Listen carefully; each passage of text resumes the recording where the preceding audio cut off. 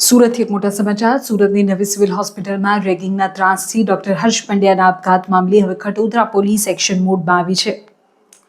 પોલીસે આ કેસમાં જવાબદારો અને આક્ષેપિતોના નિવેદન લેવાની કાર્યવાહી શરૂ કરી છે. હવે જેમના પર રેગિંગનો માનસિક ત્રાસ આપવાનો આરોપ છે તેવા ડોક્ટર અનુજ મહેશ્વરીનું પોલીસે નિવેદન નોંધ્યું છે. પોલીસ સમક્ષ નિવેદન આપ્યા બાદ ડોક્ટર અનુજ મહેશ્વરીએ તમામ આક્ષેપોને ફગાવ્યા છે, પાયાવિહોણા ગણાવ્યા છે અને ચોંકાવનારો દાવો કર્યો છે.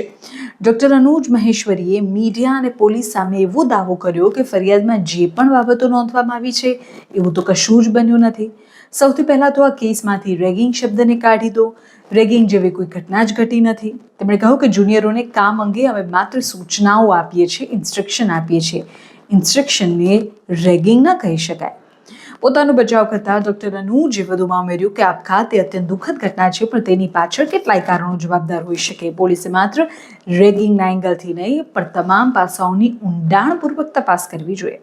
તેમણે દાવો કર્યો કે સિનિયર્સની જુનિયર સાથે કામકાજ અંગે જ વાતચીત થતી હોય છે અને રેગિંગ જેવું કશું જ બન્યું નથી એમ કહીને પોતાનો પક્ષ તેમણે રાખ્યો છે. સાથે જ ન્યાયતંત્ર પર પૂરો ભરોસો હોવાનું પણ વ્યક્ત કર્યું છે.